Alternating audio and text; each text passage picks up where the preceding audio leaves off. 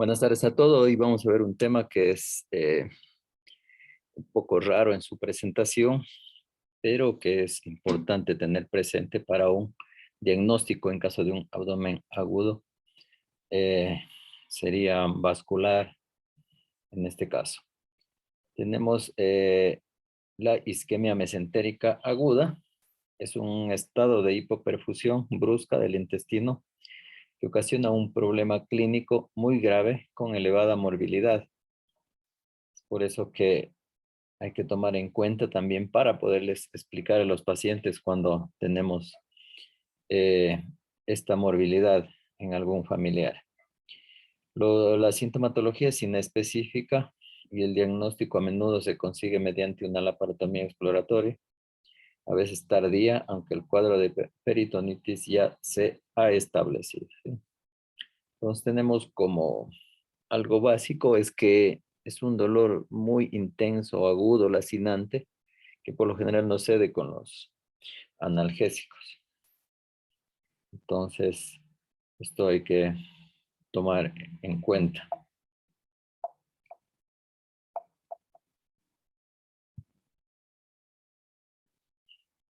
Tenemos que embriológicamente, pues, tanto el tronco celíaco como la arteria mesentérica superior y la arteria mesentérica inferior eh, tienen su proceso de nueva formación en el feto.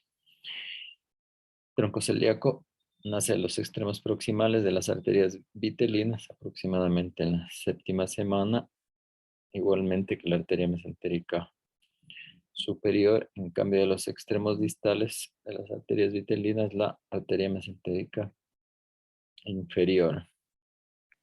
La circulación mesentérica, recuerden que está involucrada las arterias que ya mencionamos,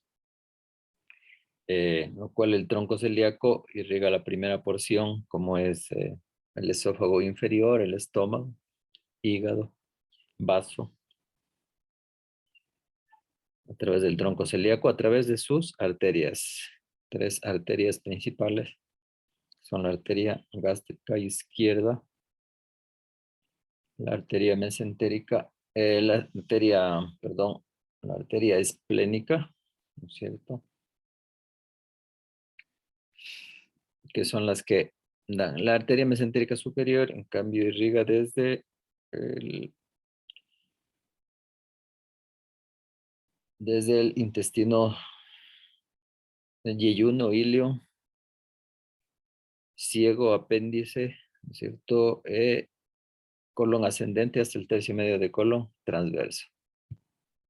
Arteria mesentérica inferior, en cambio, tercio distal del colon transverso, colon izquierdo, sigma, hasta el tercio superior del recto, ¿sí? A través de la eh, arteria rectal superior.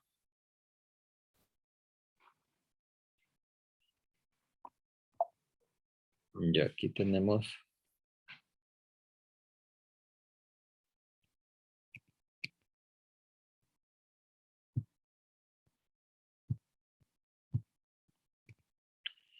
ya las comunicaciones interarteriales, el tronco celíaco con la arteria mesentérica superior, arteria mesentérica superior entre esta misma, la superior con la inferior, arteria mesentérica inferior, también tienen con las arterias ilíacas internas, ¿cierto? A través de la rectal superior, media e inferior, y ramas también de la arteria porta.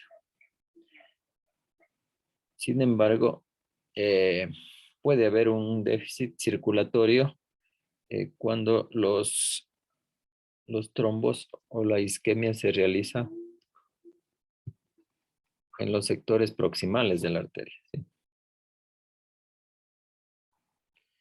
Entonces va a haber un déficit total o parcial respecto a los requerimientos intestinales. Por lo general, como ya les mencioné, es una entidad subdiagnosticada. Es posible reconocerla por la historia de dolor También otras presentaciones, como la trombosis, pueden dar dolores crónicos y progresivos.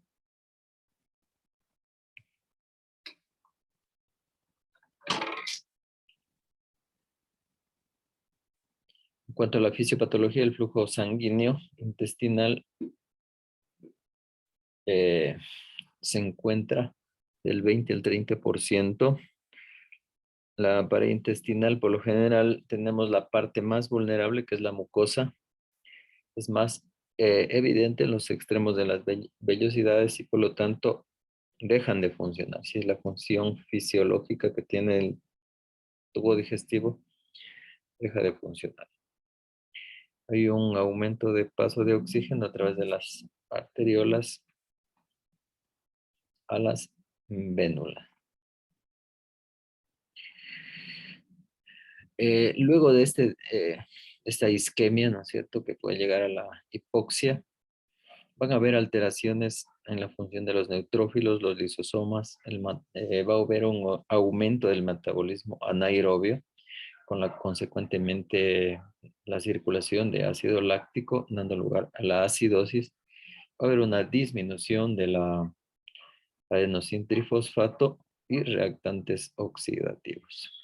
Consecuentemente a esto va a haber liberación de sustancias tóxicas e inhibición de los mecanismos citoprotectores locales. El sistema intestinal trata de regular el flujo sanguíneo, por lo que va a haber una redistribución o recirculación a través de los sistemas nerviosos autonómicos. Se van a activar estos, van a haber circulación de sustancias vasodilatadoras como la colecistoquinina, los péptidos intestinales vasoactivos, sustancias vasoconstrictoras también a nivel distal, como el eje renina-angiotensina, y la activación de factores metabólicos con circulación de prostaciclinas, óxido nítrico, etc.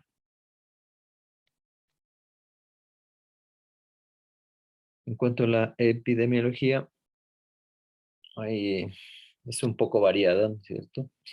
La isquemia intestinal dice que se presenta en el 1% de pacientes con abdomen agudo inflamatorio. Tiene una mortalidad muy elevada en estos pacientes, que pueden llegar al 70%, como vamos a revisar más adelante. En diferentes series oscila, ¿no es cierto?, esta mortalidad, existiendo diferencias en el pronóstico según la etiología de la isquemia. El factor más importante en la sobrevida es el diagnóstico precoz, menos de 12 horas de la isquemia, y la edad del paciente. Y tenemos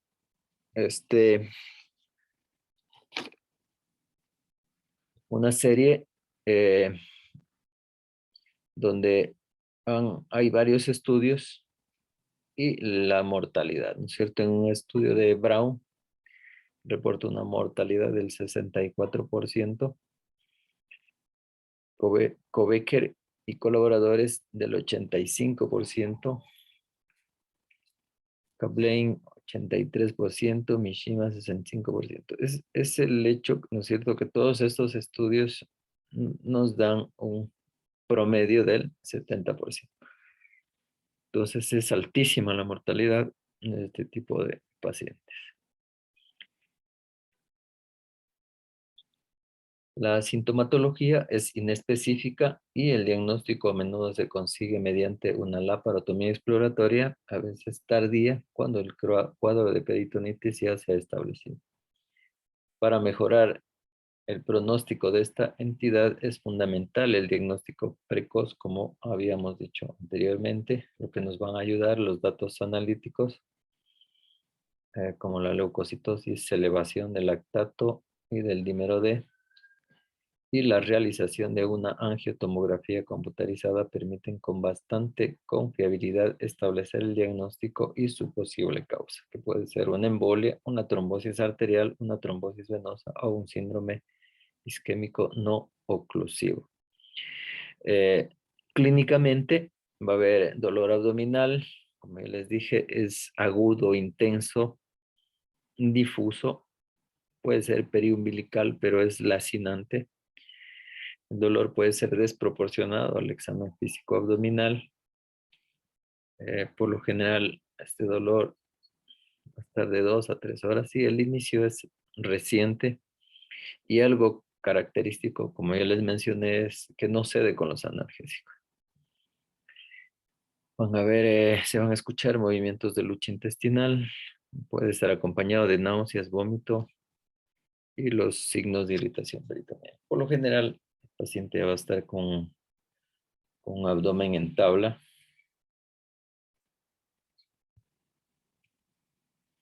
Los factores de riesgo que pueden aumentar la morbilidad y la mortalidad están en la edad avanzada, la arteriosclerosis, paciente con arritmias, insuficiencia cardíaca, enfermedad valvular, un infarto agudo de miocardio reciente o malignidad abdominal.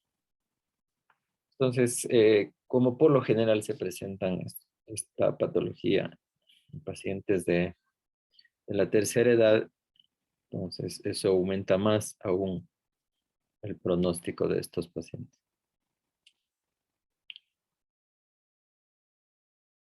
Otros exámenes de laboratorio que nos pueden ayudar es la proteína ligante de ácidos grasos intestinal, aunque tarda más de 12 horas para aparecer. Acidosis metabólica. Por lo tanto, es muy importante realizar una gasometría en estos pacientes. Siempre que sospechemos de isquemia intestinal va a haber acidosis metabólica entre los resultados. Otras enzimas que pueden elevarse, las amilasas, la lactato deshidrogenasa, CPK y las fosfatasas alcalinas. Cuanto a los rayos X, es inespecífica, puede ser hasta normal. Se puede demostrar signos de hilio, líquido interasas, impresiones digitales, neumatosis intestinal cuando ya está un poco más avanzado. Igualmente, en diagnósticos tardíos ya va a haber perforación por la isquemia prolongada en el paciente. Algo que sí puede ayudar, pues, pero es operador dependiente, es el ecodoppler. Es útil en lesiones vasculares proximales, tiene una sensibilidad del 70 al 90%, una especificidad del 90 al 100%, y si hay estenosis, llega a un valor del 70%.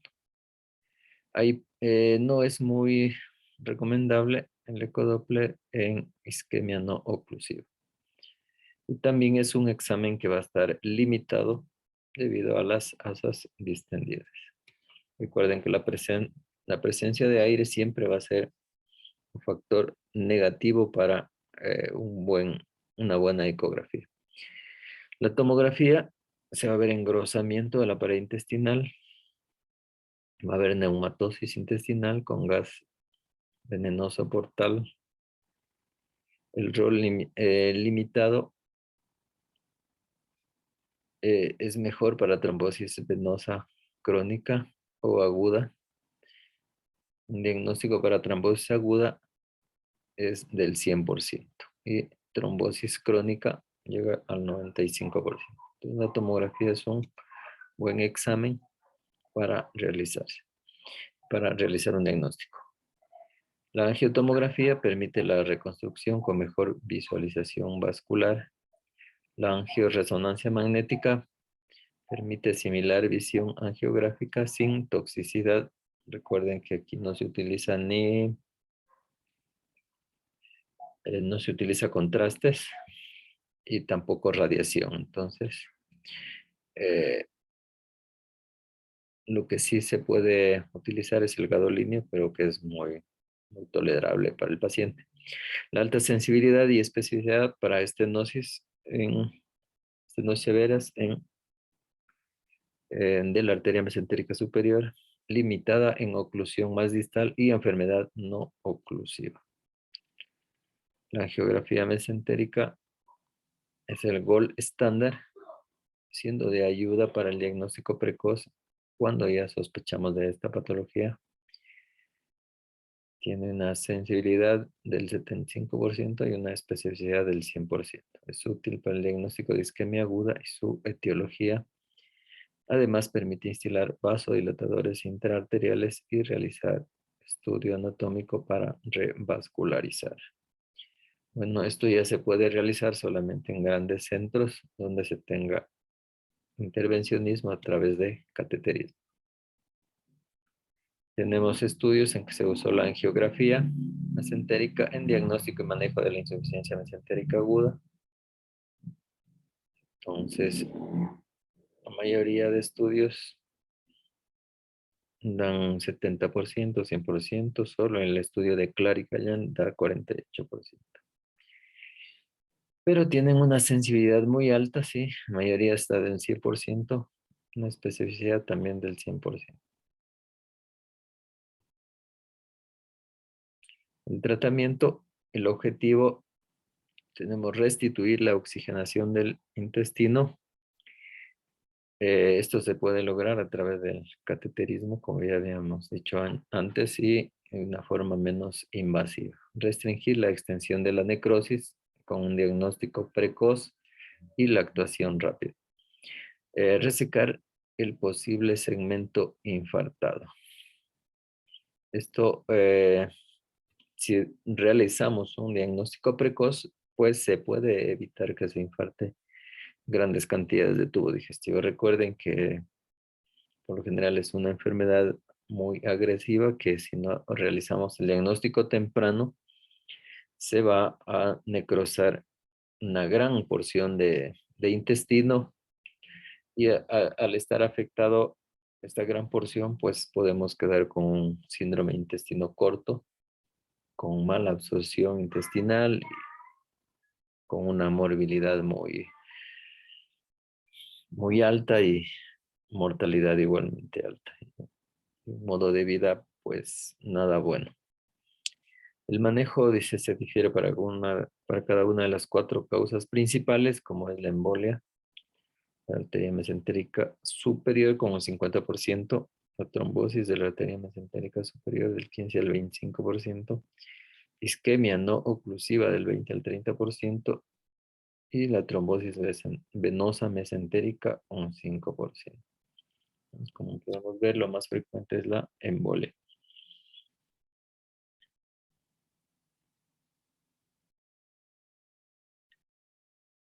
Embolia de la arteria mesentérica superior, causas, tenemos los trombos desprendidos que se desprenden de la aurícula o del ventrículo izquierdo, de válvulas cardíacas o una arritmia por fibrilación auricular.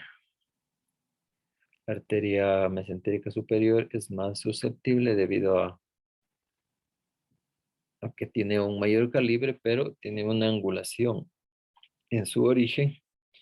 80% se ubica del 5 a 10 centímetros distal al origen, luego de la arteria cólica media.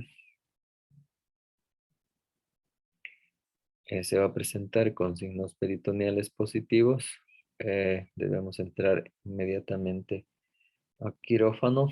El principio quirúrgico básico es la resección de los segmentos necróticos intestinales y la reinstauración de la circulación esplácnica. La cirugía abierta ha sido el tratamiento quirúrgico de elección en las últimas décadas, pero las técnicas endovasculares, como las que habíamos mencionado, guías, catéteres, stents, son hoy día una parte integral del arsenal terapéutico de los cirujanos vasculares. Entonces se pueden realizar embolectomías, resección del segmento infartado si no hay peritonismo, tratamiento trombótico de perfusión intraarterial, oclusión parcial. En menos de 12 horas, en embolias menores se puede atacar o dar un tratamiento con trombolíticos, ¿sí? Se puede administrar papaverina intraarterial o fármacos anticoagulantes. La terapia asociada es la vasoconstricción en embolias y postembolectomías. Eh, hay mayor sobrevida en infusión de papaverina pre y post embolectomía. Se debe suprimir los anticoagulantes orales. Se debe administrar los anticoagulantes orales para prevenir embolias futuras. Entonces el tratamiento debe quedar por largo tiempo.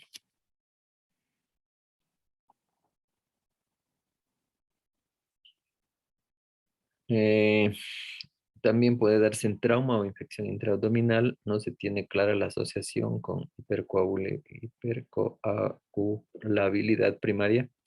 La lesión primaria afecta más frecuentemente al vaso principal. Esto hay a veces que, como no hay una causa, eh, causa clara, se toma en cuenta esto. ¿Sí? Hay que investigar si hubo un trauma o a su vez alguna infección intraabdominal.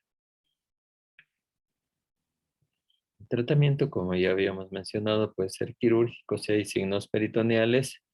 Si se realiza un diagnóstico a tiempo, se puede realizar la revascularización.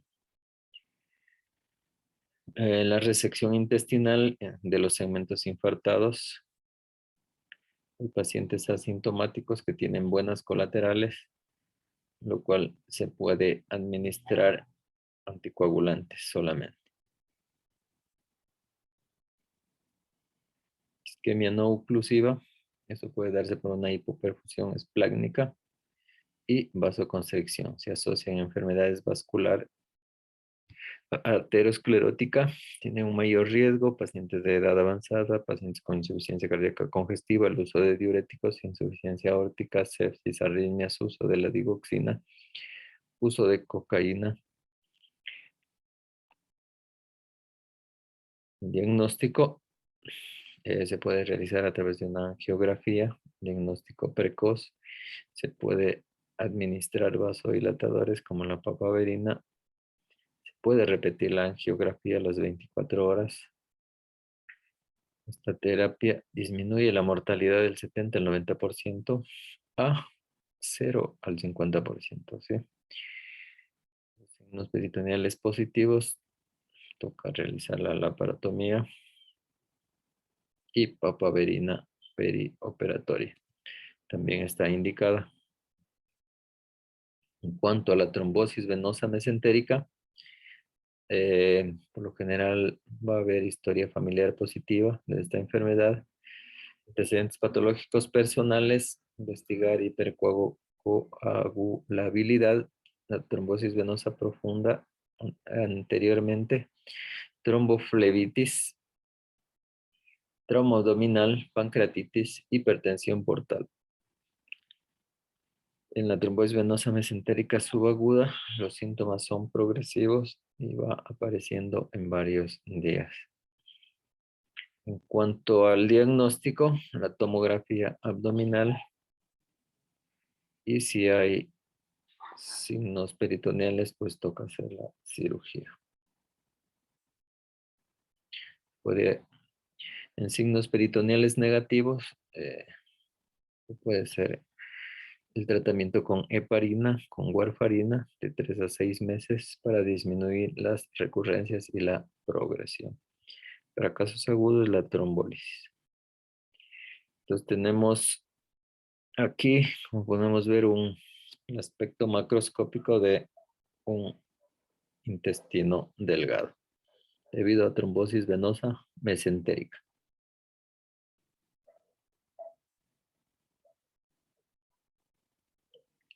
Bueno, entonces esto sería un resumen que se realizó sobre este tipo de patologías. Como decía, son un poco raras, pero que se presentan y hay que tomarlas en cuenta. ¿Alguna pregunta? A ver, dice, en caso es necesario un cirujano vascular. O sea, sería lo ideal y lo mejor, ¿no es cierto? Y teniendo todo el arsenal de cateterismo, SENS, todo, y la persona pues que la realice también. Pero en últimos casos, pues tendría que ser el médico general, el cirujano general con todos los riesgos que hay, ¿no? Toca hacer igualmente la resección, por ejemplo, en nuestro medio que podemos realizar la resección y la administración de anticoagulantes, ¿sí? Eh, Cateterismo no tenemos, es una enfermedad que puede ser también progresiva, digamos, ya se realiza en nuestro medio puede ocurrir eso, ya realizamos la resección del segmento afectado, cerramos todo bien, pero puede hacer una recidiva, ¿sí? Y afectar nuevamente otro segmento de intestino delgado. Entonces, lo mejor, si estamos en una ciudad grande, lo mejor es referirle al paciente para que se haga un mejor estudio y el tratamiento también definitivo.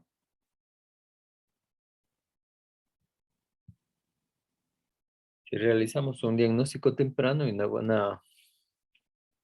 un adecuado tratamiento, pues el paciente puede salvarse. Pero por lo general la mortalidad asociada a esta enfermedad es alta, como ya vimos en los estudios. Si la resección intestinal es el único tratamiento, la tasa de muerte a los 30 días es del 85 al 100%. Si se combina con embolectomía o con reconstrucción arterial, la mortalidad se reduce a un 55%.